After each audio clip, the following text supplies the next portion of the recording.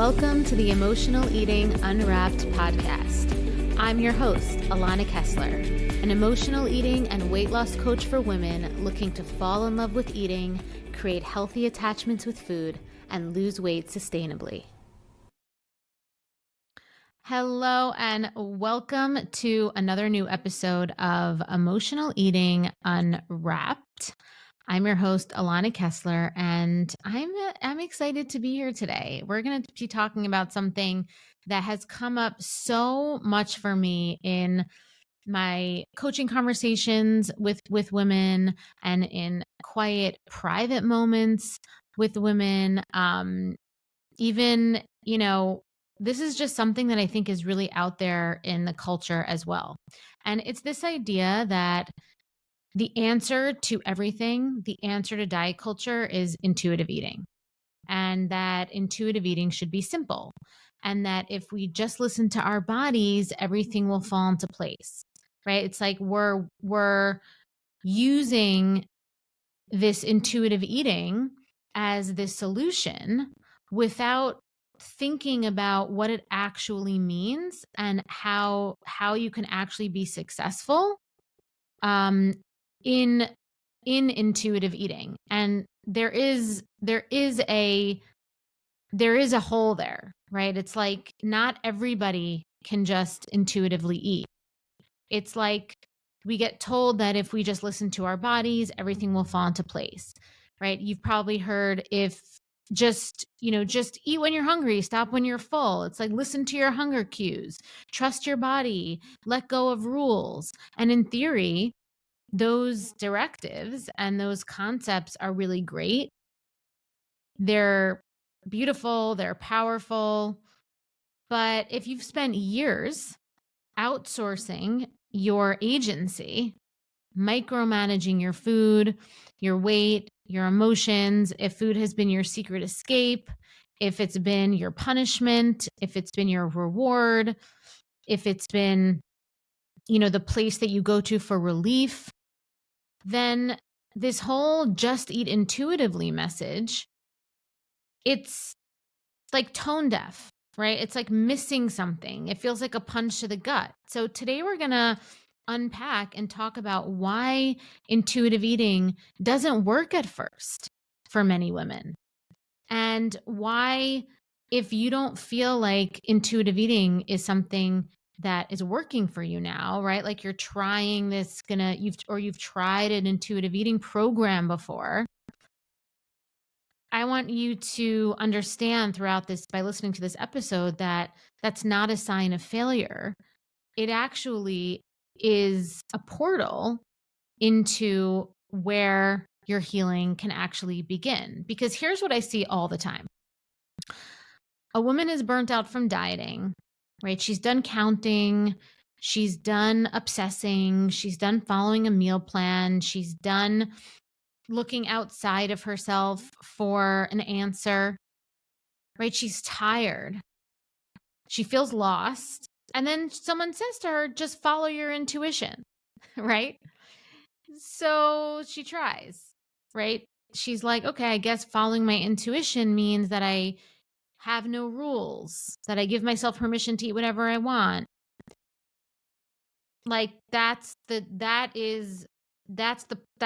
program, right? Like that's the directive. So it's like, all right, I guess I'll do it. But almost immediately, what happens? She starts to spiral. She feels out of control. She questions every craving. She second guesses her fullness, right? She worries she's doing it wrong because the hunger cues don't feel clear.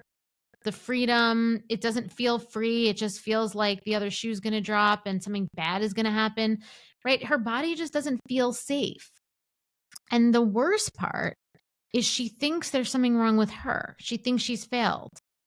She thinks that even more so, it's like confusing and that maybe she can't be trusted with food, right? But when at the end of the day, it's not about her at all, right? Intuitive eating is not a starting point.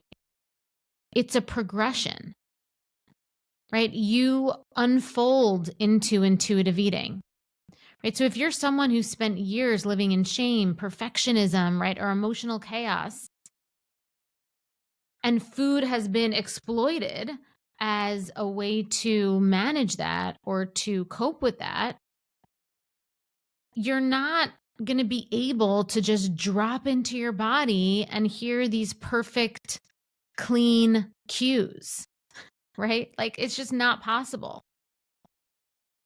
It's just not.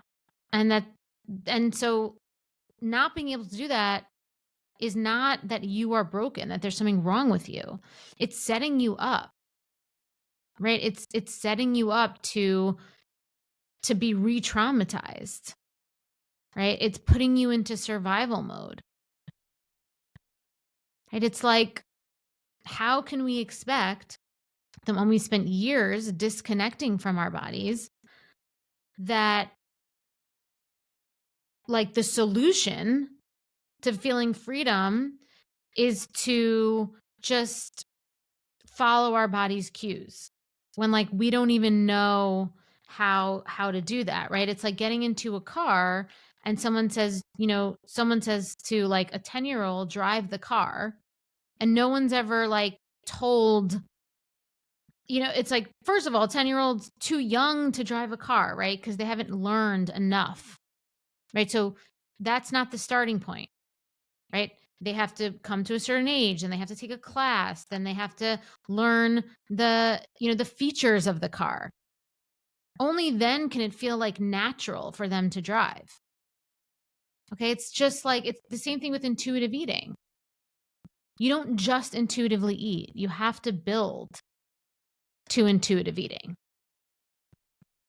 Because if no one ever modeled body trust for you, if your hunger was shamed, if your fullness was ignored, if you were praised for being disciplined and quiet and small, then trusting your body never felt intuitive. And what happens after years of dieting, binging, control, emotional eating, your nervous system starts to interpret even normal hunger as a threat, right? Like it doesn't know what is quote unquote normal. So cravings become suspect, right? Pleasurable foods like indulgence feel unsafe. Fullness feels like, oh shit, I must have failed. So of course, intuitive eating doesn't feel natural at first because your body's cues have been distorted by years of noise, right? This seems like obvious. You can't use intuitive eating as a portal for healing when you've had noise filling the space between you and your connection to your body for decades.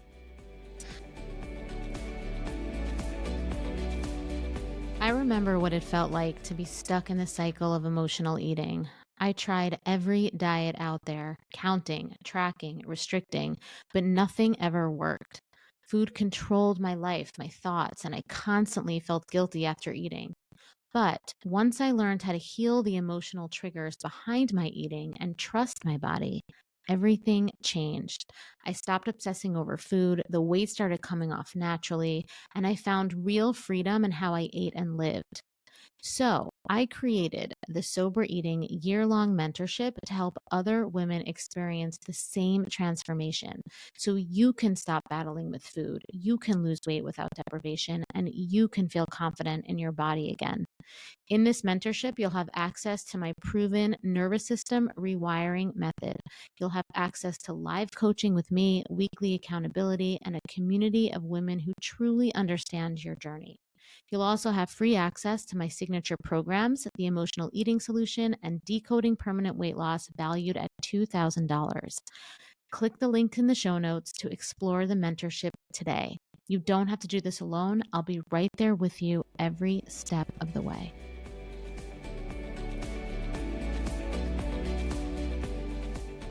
So here's the reframe. You're not failing at intuitive eating. You're just in the process of reconnecting with a part of you that's been silenced. And it's a process. And it doesn't happen in a week or following or reading a book, right? Or with the perfect hunger fullness scale, right? It's like you can't you can't like quantify this stuff, right? Because before you can just listen to your body, you need to feel safe in your body. You need to be in dialogue with your body. You need to know the language that your body is speaking to you in. And that starts with structure. Okay, that starts with structure. And I know that structure can sound like a dirty word, especially if you're recovering from restriction or disordered eating. But I want you to think of structure not as restriction or as control, but as scaffolding, right? It's scaffolding.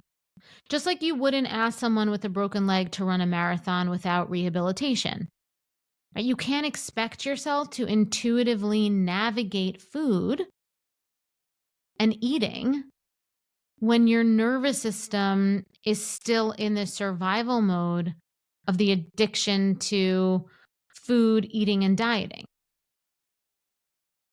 Okay, so we start with a rhythm. We start with, creating a rhythm.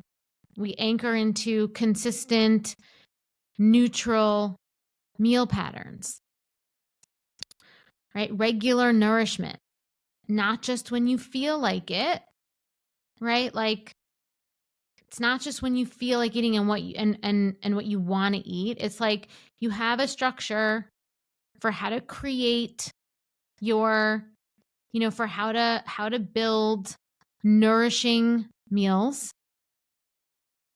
And then you do simple check-ins, not to judge yourself, but to witness what your body is actually asking for, right? To witness what your body's actually asking for. And most importantly, we start with the permission to not get it right.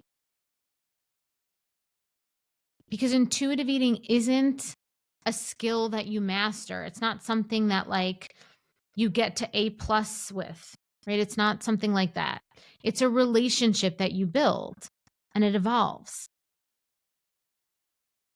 It's not about being perfect at your intuition. Right? It's about getting to the place where the communication, like any relationship, is open, honest, and the feedback that you get elevates the relationship and makes it feel easier and more full, right? And more free and more inclusive. But you need to have structure as well. Okay, you need to have structure as well. So if you've ever felt like you can't trust yourself with food, it's important to recognize that self-trust doesn't begin with food. It doesn't begin at the fridge. It doesn't begin with food plans and directives of how to eat food. It begins in your life. It begins in the boundaries that you set with yourself, right? And with others. It begins in the emotions that you allow yourself to feel. Right? In the moments that you say, I matter enough to pause right now and to just let that be okay. Because the more regulated that your nervous system becomes outside the kitchen, the safer it becomes to hear your body's cues inside the kitchen. Okay? The more regulated your nervous system becomes outside the drama that you're having with eating and food, the safer it becomes to hear your body's cues around eating and food. Okay, the self-trust that we're building, this isn't like a syllabus to graduation. It's not about being perfect. It's about staying connected to yourself, even when it's messy. Even when it's messy, even when it feels like, even when it feels like maybe you did something that in the past you're like, oh my God, that would have been, I feel really overfull, or, maybe if there's not a clear answer to what you should do or how you should eat. That's okay. because every action that you take is going to give you feedback. As long as you stay connected to yourself, and as long as you're willing to see all these things as feedback, because every piece of feedback that you get just brings you closer to yourself and gives you another opportunity the next time you have the chance to make an eating choice. You do it from a place of integrity. And that's how you build self-trust. That's how you build the ability to the ability to intuitively eat, right? That is how you build the ability to intuitively eat. And so if intuitive eating feels out of reach right now, that's okay. It's not a sign that you can't do it. It's a sign that, you're healing, especially if you're trying and it feels like it's just a straight shot to a binge or a straight shot to a spiral. That's feedback too. It just means that this path is just not the way to go. And sometimes healing requires training wheels, right? And that's what the structure is for. It's to give you training wheels. And it's not a sign that you can't do it. It's not like that, right? It's not a regression. It's just the reality, right? Like you need the training wheels of some sort of structure that allows you the flexibility and freedom to play around with creating a conversation with your body so that you can build a really strong intuition so that you could bring that intuition with you into your eating choices and eating habits and relationship with food. And that's why intuitive eating is something that happens. It naturally happens when you build that relationship with yourself. Okay, and your eating habits can be, a way for you to, can be a language that you use to create that relationship with yourself, but you can also build that in so many other areas of your life. Okay, so here's what I want you to walk away with today.